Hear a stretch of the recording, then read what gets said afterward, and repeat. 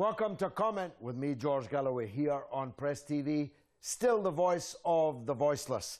Comment is the big conversation. It's the great debate, but it can only be either if I hear from you. The way to contact me is this. You can telephone and come on the show with me, 44208-601-4555. You call us, we'll call you back, establish a clear line. And remember, if you get on the television with me, the volume on your television has to be down at 0, or I'll have to move swiftly on because no one will understand either of us. Or you can SMS the show on 447800008066 and it'll come up on the comment wall here.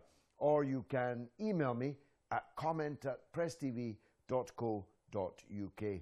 This being the 21st century, you can even tweet me at comment_PressTV. Don't get a lot of tweets, but I've got a lot of viewers, more and more every week. In fact, now millions of people are watching Press TV online in Britain. Eat that, Ofcom. Now, we're discussing two important questions this evening. In a way, we deal with them every week. And we have to, because they continue to dominate the international political and news agenda. The first one is Iraq.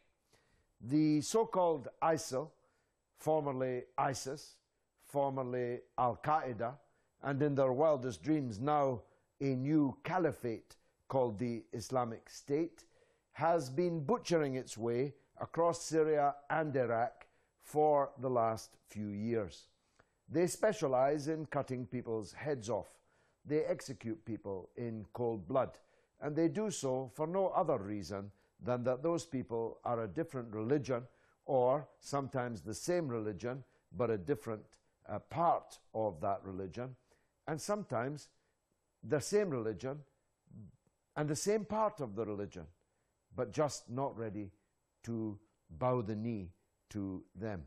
They butcher them in the most horrific fashion and in huge numbers as a kind of terror propaganda to terrify people into running away when they see them coming. And it worked.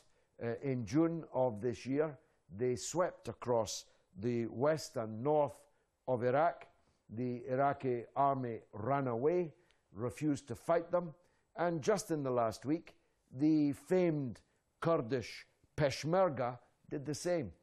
They blamed the fact that ISIS or ISIL had superior weaponry and used it now as a lever to get a lot of brand new weaponry themselves from the United States and its allies. But the truth is that ISIL are, according to the BBC's defense and intelligence expert on Newsnight last night, between 10 and 20,000 men. Now, the truth is that an army of between 10 and 20,000 men, however good their Humvees are, is eminently beatable. But it will not be defeated by Britain and the United States. And when I saw on Newsnight the old experts being dragged out and the sand pit in the studio being, metaphorically in this case, examined. Why don't we do this? Why don't we arm those? Why don't we supply those? I scratched my head as an alternative to pulling my hair out because I don't have enough hair left to pull. These idiots who caused this catastrophe in Iraq in the first place have the sheer arrogance and sheer stupidity to imagine that they can be the people to resolve it.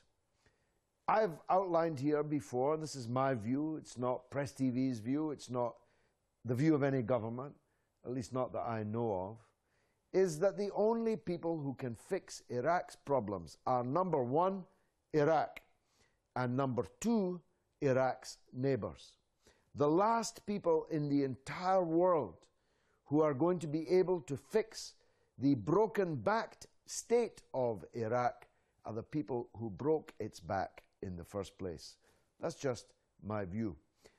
But the question I'm asking tonight is, why did the UK not deal with ISIL earlier?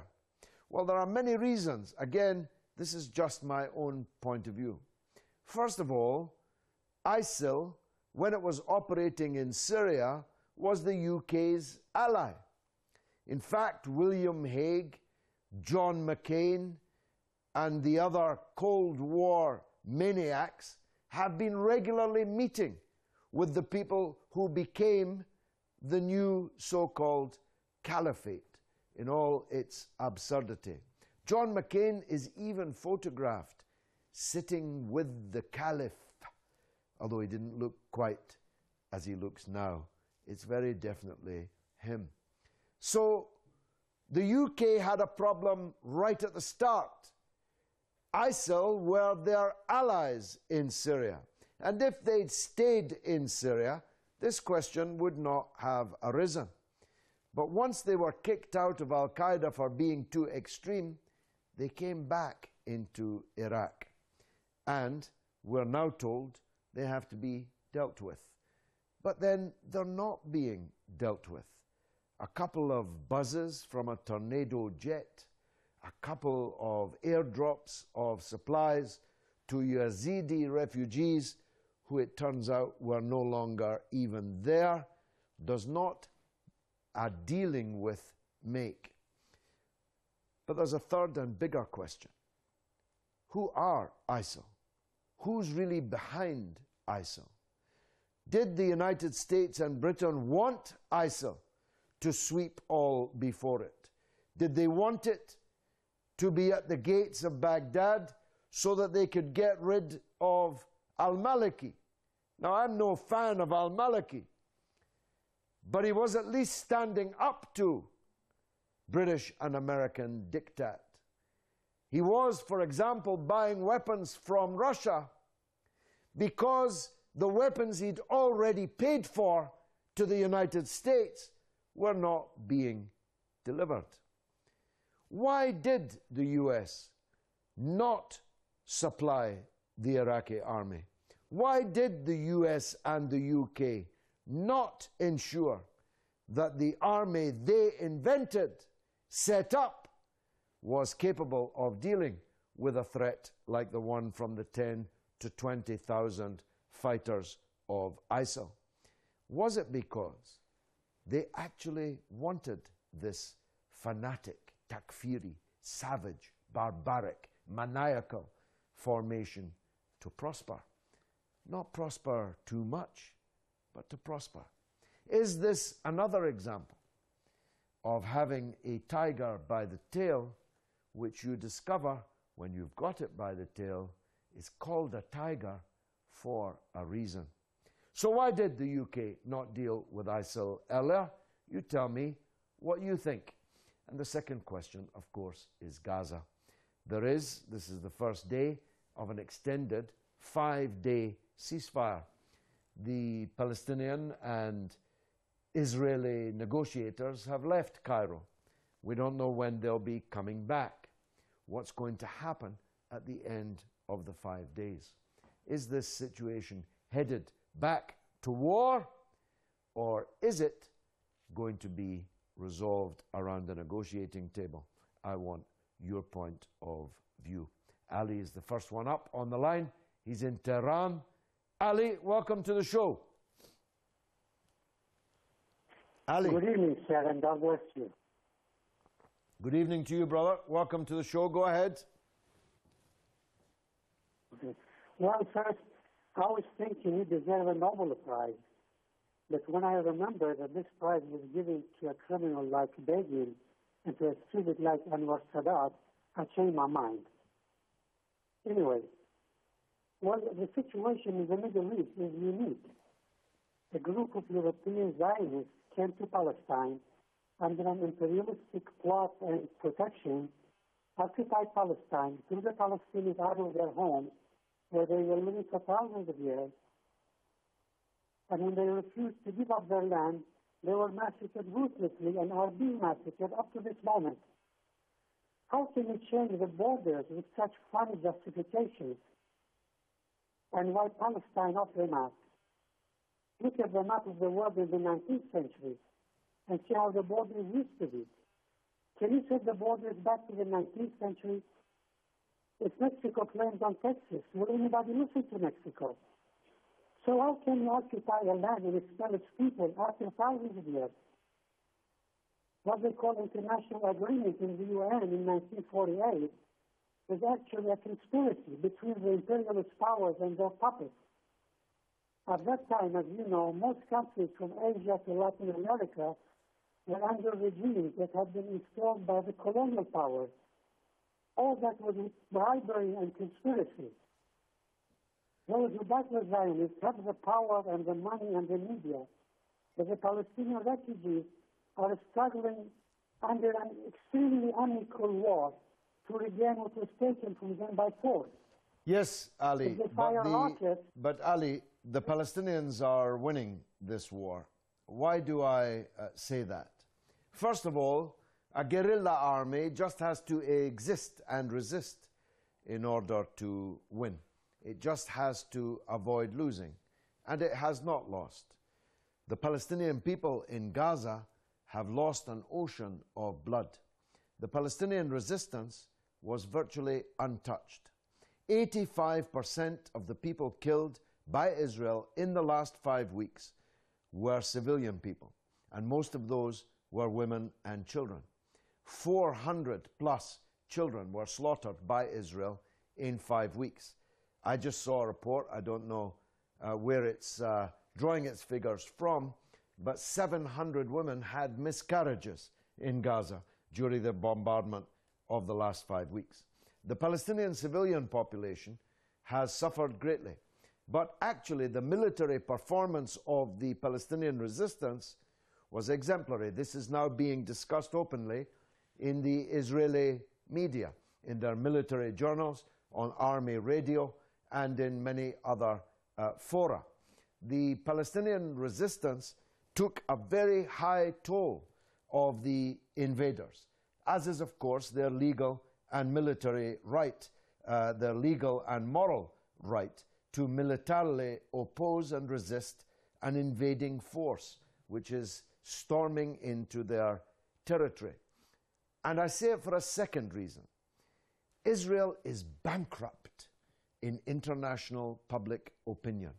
Governments still move for them, of course, but not out of love. And they do so knowing that their own population is increasingly turning against Israel. Israel is utterly bankrupt and bereft of popular support in the world.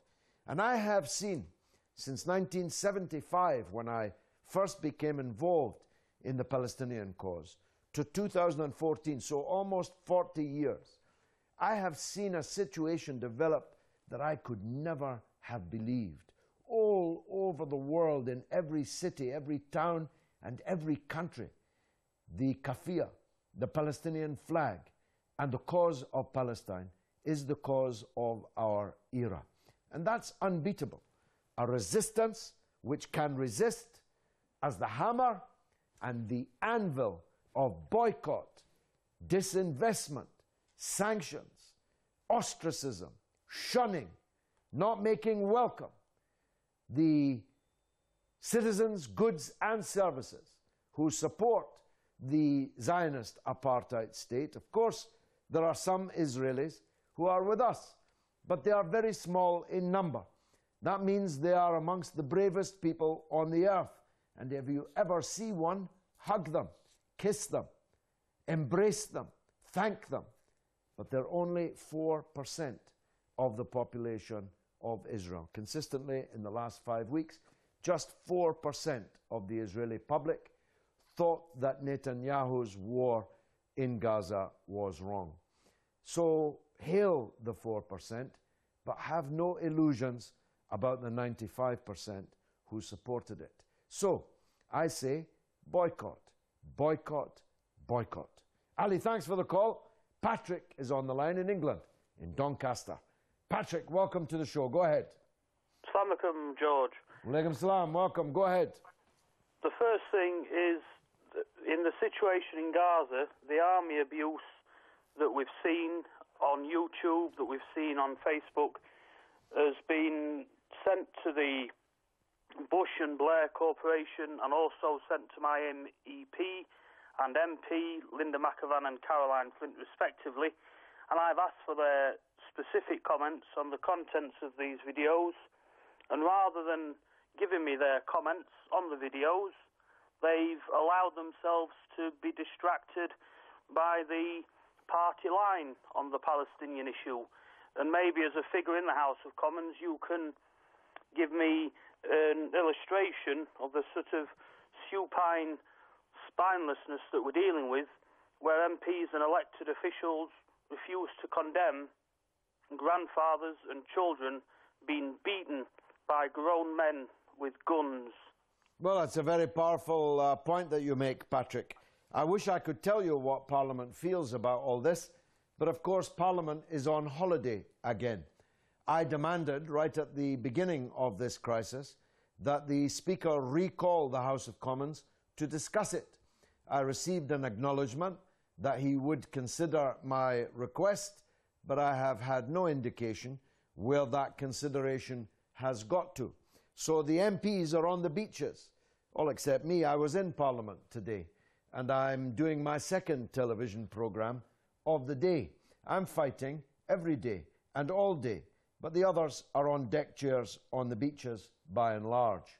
And the fault lies with us, really, not with them, Patrick. If they really felt that the people in Doncaster were boiling mad about what's happening in Gaza, they would soon jump too. But they don't feel that. And until they feel that, they will feel the hot breath of their leader on the back of their neck rather more keenly. Now, you're calling me from Doncaster. Doncaster is the parliamentary constituency of the man that we're told is the leader of the opposition. It took him 4 weeks to say anything at all about Gaza, and when he said what he said, he peppered it with no less than 11 declarations of love for Israel. He said 11 times, "I am a friend of Israel." The real question to Ed Miliband is, why are you a friend of Israel? Why would you want to be a friend of a country that behaves like that?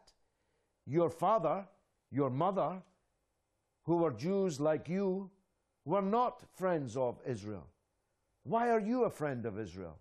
When did you become a friend of Israel? Was it when you thought that you might need the support of other friends of Israel in order to get votes or get money to get votes? When and why is the question we need to be asking. Ed Miliband, your MP, is the first British Prime Minister in the whole of British history to openly state, and I quote from the front page of the Jewish Chronicle, a Jewish newspaper in England, I'm quoting him, "I am a Zionist," unquote. Why, Ed? Patrick, what's your answer? Where is the situation headed? Your point in the House of Commons, George, made very powerfully and very clear that if the humanitarian effort and if the international society, and it is a society, it's a society of collective people that care, the public obviously, if we don't do something, then it might be that the young people who feel so strongly, and I'm only 29, but I feel very strongly, will do the job for us. And that's what we don't want.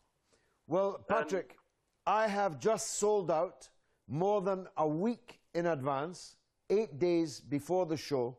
I have sold 1,000 tickets at £12 each in Belfast to speak, amongst other things, about this. And by the way, I could have filled it twice, maybe more than twice. There are places where there is developing a critical mass of understanding and consciousness on this great matter. And we have to make that count everywhere. Patrick, thanks for the call. Let's go to Mohammed in South Wales. Why did the UK not deal with ISIL earlier, Mohammed? Assalamu alaikum, George. How are you? Walaikum salam. Very nice. Nice to hear your voice again. And you and yours. Thank you very much. Well, basically, ISA is a, well, you know yourself, I know, everybody knows, is a puppet of the West. And basically, they use these kind of people, right, to press the community of Iraqi people and all over, and Syrian people, and they are funded. We don't hear anything about people who are funding these fanatic, crazy people. They, you know, every time I hear on, sometime I put my radio on and listen to BBC, and they always say Muslim state, the ISIL Islamic State. What they're trying to do is show to the Western community, the Western society, and especially the British society, that is Islamic. It's not an Islamic state.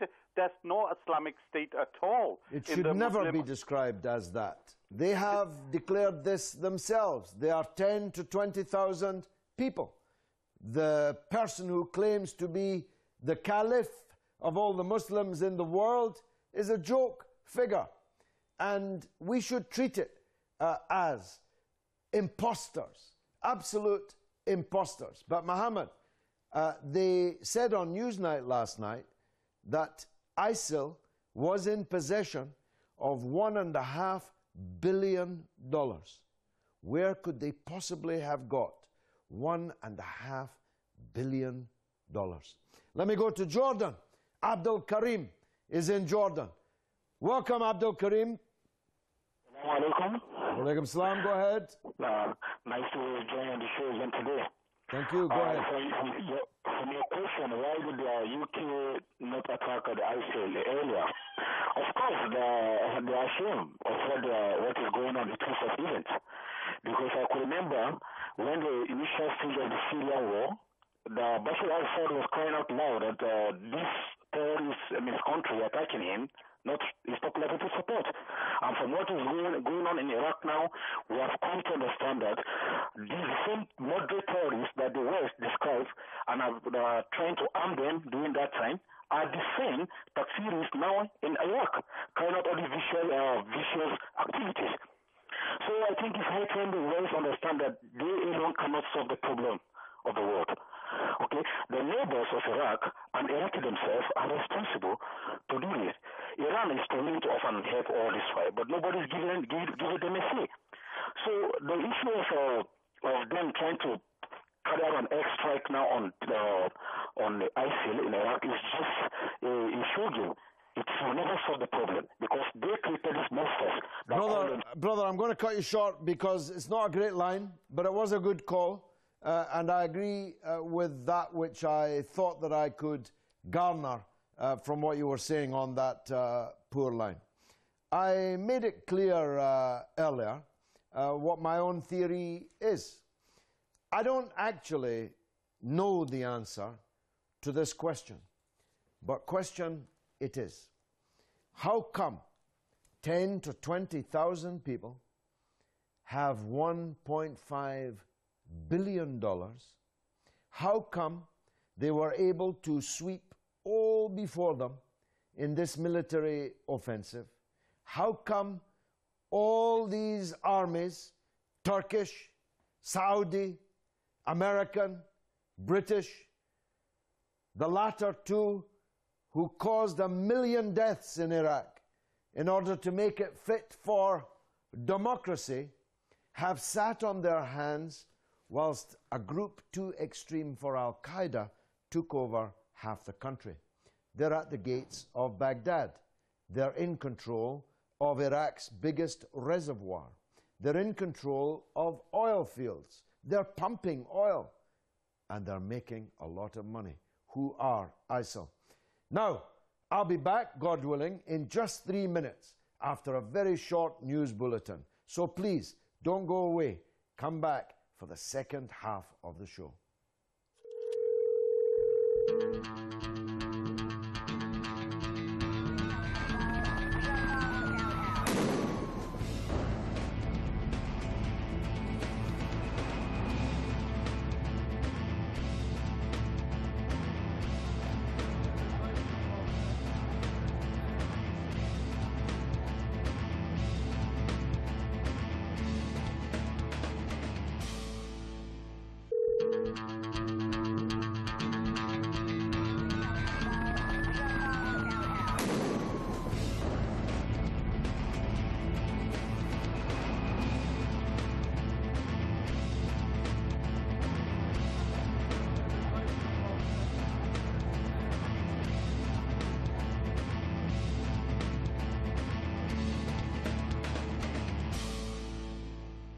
Welcome back to Comment with me, George Galloway, here on Press TV, still the voice of the voiceless. You can call me, you can text me, you can email me, you can even tweet me.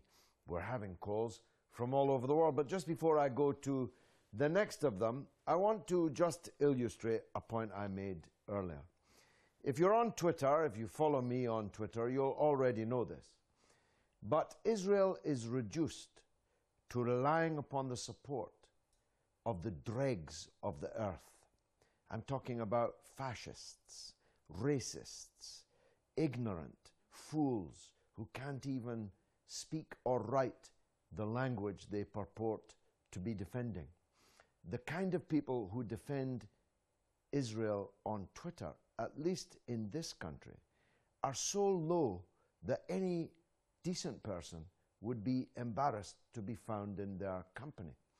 And I can tell, because as I'm blocking them, I look, that most of them are sad and pathetic lowlifes. One such is a very rich, but still lowlife, an American comedienne called Joan Rivers. This is what Joan Rivers had to say on television just the other day. Question, she said. A lot of people are upset that almost 2,000 Palestinians are dead. Joan Rivers. Oh my God, tell that to the people in Hiroshima. Good. Ask Colin Powell. When you declare war, you declare war. They started it. We now don't count who's dead. The dead deserve to be dead, said Joan Rivers. And then she said, they were told to get out. They didn't get out. You don't get out, you're an idiot. At least the ones that were killed were the ones with low IQs. That's the kind of people who are left standing at Israel's side. I'm confident Paddy in Ireland is not one of those, because the vast majority of people in Ireland long ago saw the truth of this matter. Paddy, welcome to the show. Thank you very much, Brother George. Welcome. Go ahead, sir. I'd first like to start off with congratulating you on your new addition to your family. Thank you. I hope he is blessed with a long life and a loud mouth like his father. God willing. Thank you so much. You're very welcome, sir. I'd also like to offer my heart, thoughts and prayers to all of the people of Palestine, especially the people now that are suffering, the longest suffering occupied nation in the world. And I pray for them daily. George, Well done, George, I'd like to address the issue of ISIL. There was a question on your board earlier with why did not the UK deal with ISIL earlier? Well, I think that is part of the problem, George. I think they were dealing with them far too early. They were dealing with them when they were in Syria. Yeah. They were selling them weapons, giving them money. Yeah. And then they were offering the media the opportunity to spread the propaganda of ISIL. So I'm sure you're aware of the bias of BBC, British Bias Corporation. And, well, RTE in Ireland is no better, let me assure you. The only true news I get is through the internet, through watching RT and Press TV. And God forbid now that's taken off the internet, and please God it will not happen. I'd just like to make a point that ISIL or ISIS or whatever they call themselves, I don't know and I don't care what they call themselves, they're not Muslims or Christians or Jews. They're a dirty stain on the fabric of humanity. I hope the USA, the UK, the EU, the Saudis, the Qataris, and the other countries that support them are very proud of fueling this pollutant that has scoured the decency of humanity on this planet that we call Earth. Paddy, you're a brother from a different mother. I couldn't have put that better myself, and I hope to meet you soon in Ireland. Let's go to Paris, though, and talk to Franklin. Franklin in Paris, what do you think on the Iraq question? Go ahead. Yeah, George, my problem is with Obama. You know, Obama was supporting the ISIL in Syria, fighting against Bashar al-Assad. Yes. But I'm very much surprised now why he's bombing in Iraq. That's a double standard game, you know. Obama is not fair to himself now. I'm not talking about the rest of the war. So it's very unfortunate. While we see England, France, they are all supporting ISIL. They are now supporting Iraq to fight against ISIL. But they were supporting ISIL in Syria to fight against Bashar al-Assad. Yeah. So it's unfortunate. This is the fundamental flaw, Franklin, in the Western policy.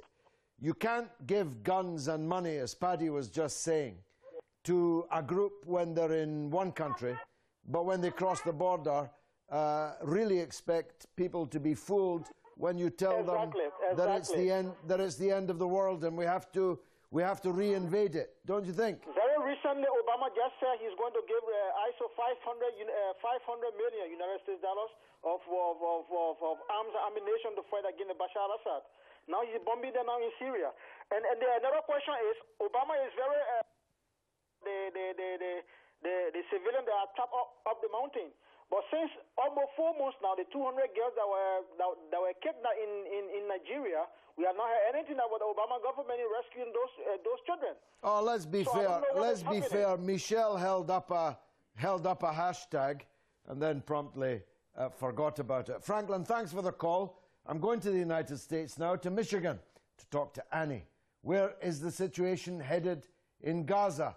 Annie, what do you think? Hi, George. Good to talk to you. And I'm you. living in the bastion of liberalism over here in Michigan. Okay. And just to give you some background, I was married to a Palestinian, and I lived in Syria for 3 years. Okay. When I see what's happening in Gaza, when I see these truces being called, it just seems that it's also part of Israel. Israel created Hamas, and it serves as a pretext to kill Palestinians in Gaza. I mean, Hamas could not exist without the permission of Israel anyway. So Why do you say that? Why do you say that, Annie? Because it just wouldn't happen. I mean, Israelis would not let that happen. I can't see their giving permission, as it were, to allow Hamas. Well, Hamas doesn't need Israel's permission. It's a revolutionary resistance organization. I'm going to come back to the point in a minute, but I'll let you finish. Is a counter to Fatah, with Arafat. And it was a way of getting rid of Arafat and then supporting Hamas. But we're a part of it. We can control it, but we're going to show the world that we do have an enemy within, and we have to do something about it. So it sort of works as a pretext for Israel to get rid of the Palestinians. I have some proof, but I don't have 100% proof on that. But well, let me top up the truth quotient here. I happen to know this story very well because I was there. It's not true that Israel created Hamas, but it is true that Israel helped to create the conditions for the emergence of Hamas by completely refusing to deal with Arafat and by refusing to give any justice to the Palestinian people. They made people lose faith in the Arab nationalist trend of Arafat. So the ground was more fertile for the growth of this Islamist group, a part of the Ikhwan Muslimin, the Muslim Brotherhood, which is what Hamas is. It's not true that Israel in any way inspired the creation of Hamas, but it is true that when Hamas was founded, Israel cleared the decks as far as they could to enable them to grow. I was, for example, many times in Gaza in 1980. In 1980, the PLO, the Arafat and other organizations within the PLO were completely illegal. They were either in exile, they were in prison, they were in the graveyard, or they were deep underground. But the Islamist organizations were being given full cooperation by Israel, being allowed to move around, build schools, clinics, hospitals, have buses, have ambulances, and so on. So it's certainly the case that Israel wanted an organization like Hamas to emerge and get stronger in order that Arafat and the PLO would get weaker. But that does not in any way mean that Hamas now, today, is some kind of agent of Israel or requires a license and is given one, as you imply, by Israel. That's certainly not true. Hamas are a brave and resourceful revolutionary resistance organization. And if it were not for Hamas defending the Palestinian people on the ground in Gaza, then the Israelis would still have their settlements there. They would still have their armed forces there that I saw operating there over many years in so many ugly situations. Hamas is the leading force in the Palestinian resistance. They drove the Israeli occupier out of Gaza. And whenever the Israeli army returns to Gaza, they take a heavy toll on that invading force. So there was some truth in what you said. It just wasn't the whole truth, and it certainly wasn't nothing but the truth. Now let me say what I've said 10,000 times. I am not myself a supporter of Hamas, and I never have been. I have supported the Arafat line, now exemplified by Marwan Barghouti, the Mandela of the Palestinians, serving many years of imprisonment in an Israeli dungeon. I'm not a supporter of Hamas, but I cannot allow them to be misrepresented, indeed worse than misrepresented, without answering. Let's go to Tanzania and talk to Mustafa on Iraq. Mustafa, welcome. Greetings to you, Mr. Galloway. Greetings to you. Greetings from my family and my friends too from here. Thank you, sir. And I appreciate your continued support for the oppressed people of the world. Thank you, sir. Yes. Actually, the question that you asked about why UK has acted in so late in what it was supposed to do, the very fact, I feel, that the Western powers have started to so late clearly negates any positive or humanitarian intentions. Because if they had such intentions, then they would have worked much earlier. The question is then, why have they acted now? I feel one of the reasons is that they wish to hijack the situation in Iraq and steal the trophy of victory from the people of Iraq, if there would be any victory against the ISIS. Mustafa, I think you make a strong point. I speak as someone who doesn't want the UK to have anything to do with Iraq. They can give a check to Oxfam if they like. The last people in the world who should be going back to Iraq are the United Kingdom and the United States of America. The local people can do this job if they are given the weapons, and which they've already paid for, by the way, given the tools and given the goodwill internationally that require. And if the local people need assistance, there is Iran, there is Turkey, there is even Saudi Arabia, just across Iraq's borders, who could handle this problem. But we are fools if we will David Cameron and Barack Obama to solve a problem that Britain and the United States made in the first place. Mustafa, in Tanzania, greetings to all my friends there. I've never been to Tanzania, but I know I have a lot of good friends there. Scott in Germany is on the line on the same subject. Scott, welcome. A great honour to speak to you again. Thank you. Well. Go ahead.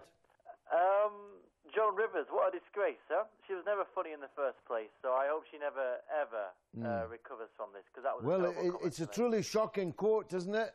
Scott, she said, at least the ones that were killed were the ones with low IQs. Absolutely disgusting. She said, we don't count the dead. The dead deserve to be dead. Oh, my God, tell that to the people in Hiroshima. Just how low can Israel's supporters go, I suppose would be a question, Scott. How low can anybody go? I heard you talk a little bit about the criticism of the comments on Newsnight about tents to help, about what we can do to sort this out. I'm a British citizen, as you can hear, although I live in Germany. Yeah. But I have to say, the tents that have been put up there for the refugees are from Britain, and I'm actually quite proud of that. I haven't seen Germany, the country I live in, send anything. I haven't seen Belgium send anything. So I think we have to be applauded for that. My question is, talking about ISIL, their tactics recently have been absolutely horrific. And I actually believe that human beings are just the products of our experiences. My question to you is, what is driving normal human beings to do this? What's causing this? There must be a route to, I mean, not just to be angry, to actually go out there and behead other human beings. What is the route? There's more than one way. There's more than one way to behead another human being, of course. It's not any better to behead human beings with cruise missiles or with rockets and with missiles and shells. Lots of human beings have been beheaded by us, the UK and the US, over these last decade and more. So we oughtn't to get too precious about it. But this mindset shared by these savage fanatics who we were encouraging in Syria and now told we should be afraid of in Iraq, the mindset is one of terror. They wish to create terror and fear so that people will run away from them, so that with just 10 or 20,000 soldiers, they can achieve military gains that ordinarily would have required hundreds of thousands of soldiers. So they're fighting a war of terror to make people flee and bow down before them. Scott, thanks a lot. Must go back to London. Talk to Shujat. Welcome, Shujat. Go ahead. Hello there, George. How are you? Long time I haven't spoken to you. And you, sir, go ahead. I follow your program quite regularly, and I'm quite proud of what you do among a sea of oppressors and racists and tyrants. You are a beacon. Definitely, I very much appreciate that, what you're doing. Thank you. But for the last 40 or 35, whatever number of years you're doing, and I'm really honored. But I got a question for you, George. Do you think just words and these demonstrations and placards and slogans will help the poor Palestinians? Aren't they too feeble and too weak to fight the might of the Zionist army? Shouldn't other countries, and in particular Iran and Hezbollah, help them more directly, more vociferously, forcibly, to overcome the Zionists? Otherwise, they'll keep on killing. Yeah, this is 2 weeks in a row I've heard this. It's really a bit much. The only people who are helping them are Iran and Hezbollah. You may well say they should help them more, but they're the only two people who are helping them. I appreciate that. I understand. I agree with that. I'm glad you appreciate it, because the last guy last week didn't really appreciate it. The question is, where are the others? Where are these governments that are forever telling us how Sunni they are? Every single person in Gaza is either a Christian, a very small number, or a Sunni Muslim. All over the region, we have governments who tell us that they are the real deal, the genuine article. They're never done telling us how Sunni they are. But they're not lifting a finger to help the Sunnis in Gaza. The demonstrations are helping a great deal. The boycott campaign will help even more. We must do everything. We must support the resistance in Palestine, and we must create an international anvil of international solidarity and boycott, divestment, and sanctions in the world. And between that hammer and that anvil, the apartheid state can be defeated. Shujat, thanks. I'm going to Beirut now. Neruda is on the line in Beirut. Neruda, welcome. Hello, George. Good evening. Good evening to you. Go ahead, sir. Well, this ISIL business, it really reminds me of Pol Pot and the Khmer Rouge. Yes, that's a good comparison. When things got out of... Yeah, because, I mean, it's the same strategy. They wanted to limit the Russian influence from Vietnam and the Chinese influence with the monarchy. So they invented the Khmer Rouge, and the CIA came out. They didn't invent it, but they used it.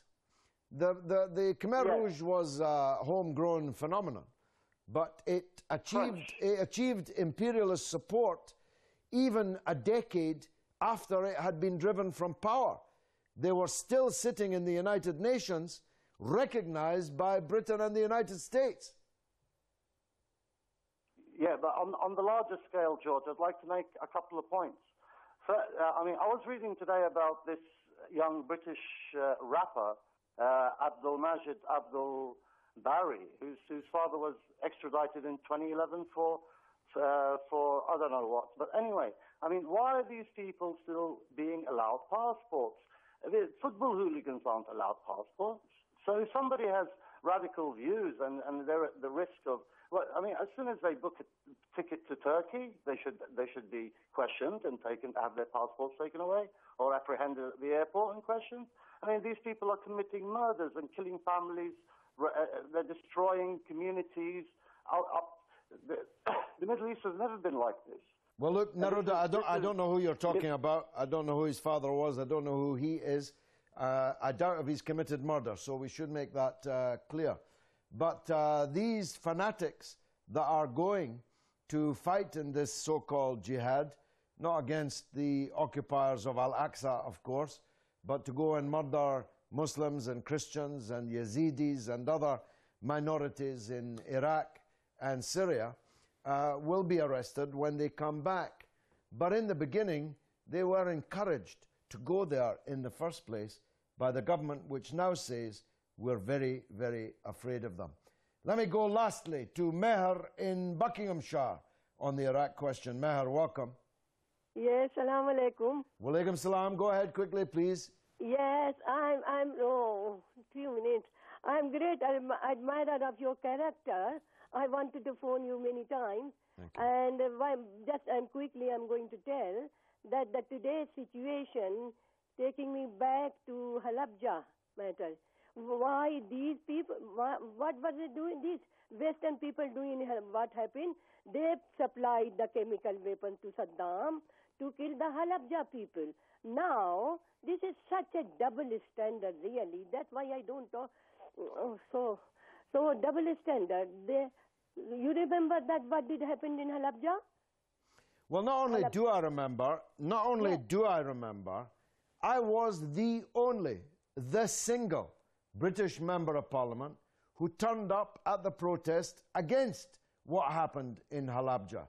Many years later, all sorts of people would be wrapping themselves in the shrouds of Halabja, but none of them did at the time.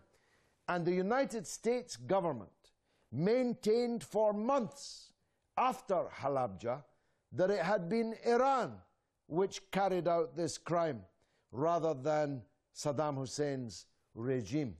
So hypocrites, double standards, that's for sure. I just say to David Cameron, you'll rue the day that you conjured forth, brought to power and strength the ISIL. Next week, God willing, I'll be back. Join me.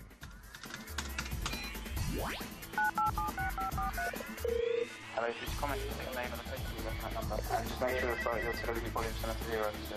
So, 0. Can you spell your name for me? Yeah, I know. You redirect me through your phone number, and then we'll call you back. Comment.